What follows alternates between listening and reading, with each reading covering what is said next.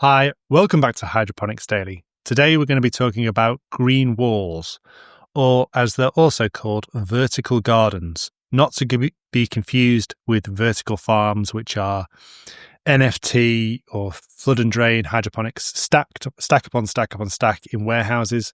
A vertical garden is, as it sounds, actually vertical, so flipped up on its side and put onto a wall, and special techniques to allow plants to grow vertically on there. So it was a practice that was invented in the late 80s, early 1990s, and popularized by a guy called Patrick Blanc.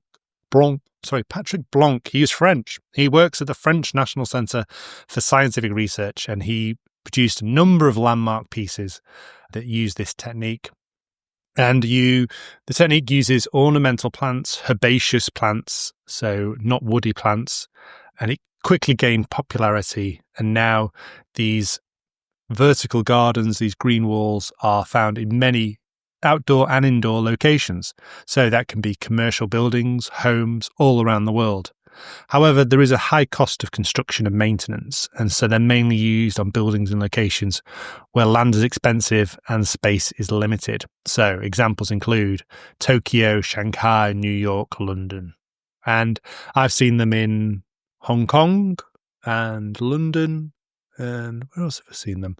I recently saw one. There's one just been installed at the training ground for the world's best soccer team, Liverpool FC, and it looks amazing. And it's got the Liverpool crest and the AXA training ground, and it's got all these amazing heucheras, and heucheras have got loads of different beautiful colours, all of the spectrum. So even without flowers, you've still got that full spectrum effect. Looks fantastic.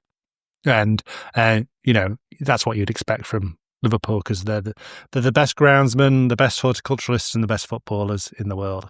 So shout out to Peter and the team who run the grounds at the AXA training ground in Liverpool. When it comes to indoor green walls, they're often tropical plants. And lots of them are what we call epiphytes. An epiphyte is a plant that lives on another plant. So bromeliads and orchids, ferns. So if you go to the rainforest, there's a whole garden of plants up in the canopy of the trees. Most of the plants that you're interested in are up there. There's not much on the forest floor because there's no light. So these plants are specially adapted to live in precarious situations with not much grow media. So they make them perfect. So, and the green wall is set up so that there's a fertigation system that runs down the wall and obviously doesn't escape onto the wall where it would cause mold and all sorts of things, and doesn't escape and fly off onto the floor, onto the carpet. So you need a specialist system to hold that all in place, all the grow media. And normally you would use not much grow media, and you probably want a fairly inert one like clay beads. You probably I wouldn't really go for cocoa because it's going to hold it's going to be heavy, and it would decompose over time. And these walls are designed to be maintained maybe once a week rather than constantly gardened. Alpine plants are another one that are good outdoors, things like sedums, because they can grow in just a crack of a rock, so they're perfect for when there's not much grow media. There are people who are looking at edible plants for green walls and things like that. However, that's going to need a lot more maintenance and harvest and things like this, so they're not very common. Herbs are probably a good idea. Tumbling tomatoes and things like this, anything that would grow in a hanging basket. So tumbling varieties of things. The other thing about these alpine plants and epiphytes, tropical plants, and ferns, is they don't have a strong geotropism. They don't grow up quickly. Whereas a lot of plants, if you stuck them on the side of a wall, they'd all bend up, all their leaves would go upwards trying to get to the light. And so something like a bromelia is not going to do that quickly. So you want to make sure you're not using plants that are just going to look really strange and fighting against that. If you put a normal tomato variety in there, it's just going to go whoop and go straight up, regardless of what you want it to do. So some of the costs can be crazy high. You could be talking up to £1,000 per square metre for a professionally installed green wall.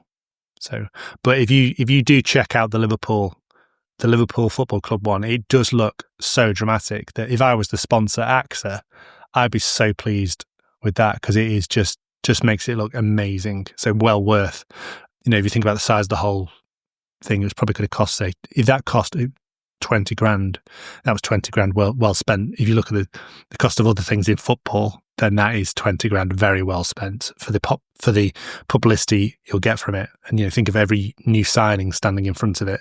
When Isaac signs from Newcastle in the summer and he's in front of that green wall, it's going to look the business.